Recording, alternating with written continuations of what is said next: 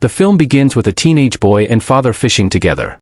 Cale Brecht and his father, Daniel, are involved in a car accident while returning from their fishing trip, which takes Daniel's life. A year passes in which Cale remains in a consistent state of melancholy and lifelessness.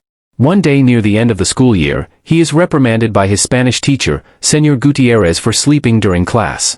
When the teacher goes on to ask Cale what his father would think if he could see him now, Cale punches him in the face and proceeds to attack him.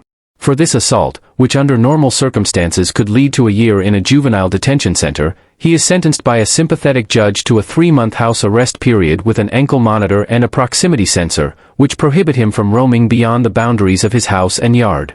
He then learns that one of the police officers monitoring him is the teacher's arrogant cousin, who takes delight in humiliating and embarrassing Cale in front of others, such as one occasion where he is forced to the ground after accidentally going past the limits of the yard, while chasing a group of boys that play a prank on him. Initially, he satiates his boredom by playing video games, but shortly after, his mother, Julie Brecht, cancels his subscriptions to the iTunes Music Store and Xbox Live, as well as cutting the power cord of his television, to force him to help around the house more. His boredom leads him to spy upon the surrounding neighborhood. One night, Cale becomes suspicious of his neighbor, Robert Turner, who returns home in a 1967 Ford Mustang with a dented fender, matching the description given on a news report detailing an errant serial killer from Austin, Texas. Cale and his best friend Ronnie begin to view the girl next door, Ashley Carlson. She is alerted to their spying when Ronnie's binoculars collide with the window. She subsequently decides to join them. Ronnie and Ashley dismiss Cale's suspicions initially, regarding them as based on circumstantial evidence. But they become gradually more involved when events inside Turner's house lead them to believe that he has been abducting women and murdering them there. Cale observes a woman Turner had picked up from a nightclub trying to escape the house in a panicked state. However, she is later seen to leave.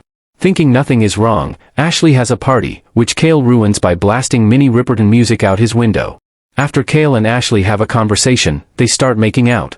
A scene then shows blood splattering on Turner's window, which both teens fail to see. Later, with Cale and Ashley watching, Turner is seen to drag a heavy bag to his garage, which Ashley claims to have seen blood on.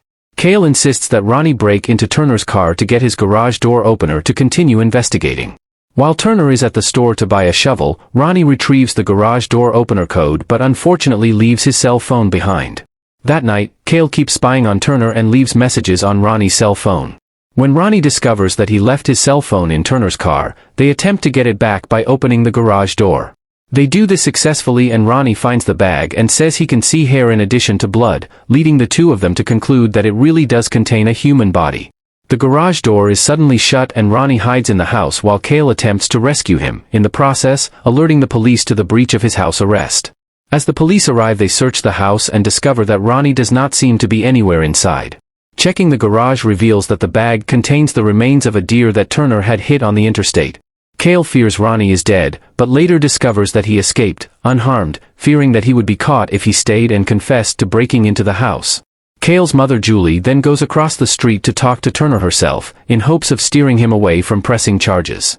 While she is there, Cale watches Ronnie's tape, which he left on the whole time he was making his escape from Turner's house. As Ronnie falls over in his haste in the tape, he accidentally filmed something hidden behind an air vent, so Cale zooms in to see what it is. It looks like a clear bag, with something in it. He zooms in further and sees what is clearly the dead body of a girl. At the same moment, Turner knocks out Julie. Turner then moves into Cale's house and hits Ronnie on the head with an aluminum baseball bat. He then goes after Cale, who tries to signal the police by unplugging his proximity sensor, then runs outside to trigger his ankle monitor, but in the end fails to escape. Turner knocks him out and duct tapes his limbs together, as well as duct tapes his mouth shut. Turner then reveals his plan to frame Cale for the murder of his mother, due to grief over his father, and Ronnie, due to annoyance over going out with Ashley, before killing himself. As Turner has Cale writing a suicide letter to Ashley, she enters his bedroom, surprising the killer. Cale knocks Turner down, giving him and Ashley a chance to escape. They leap out of Cale's window, landing in Ashley's pool, also alerting the police of Cale's escape. Cale grabs a pair of garden shears and goes to search for his mother in Turner's house while Ashley goes to warn the police. In a room resembling an operating theater, Cale finds credentials belonging to Turner's previous victim, the red-headed club girl, as well as a wig, suggesting Turner wore the wig and it was him Cale saw leaving the house. Officer Gutierrez arrives at the scene in the hope of charging Cale for breaking and entering, but he is killed when Turner sneaks up behind him and breaks his neck. Proceeding to the basement of the house, Cale falls through the floor and finds himself floating in a pool along with several dead bodies in various states of decay. He manages to climb out and finds his mother bound and gagged underneath the foundation. Turner suddenly appears from behind Julie and attempts to silence Cale and his mother. Julie stabs Turner in the leg, giving Cale time to kill Turner with the pair of gardening shears. As Cale and Julie exit the garage, the police arrive, and their ordeal with Turner is over. The next scene then shows Cale in his kitchen getting his ankle monitor removed and released from house arrest for good behavior. The movie ends here. And thanks for watching.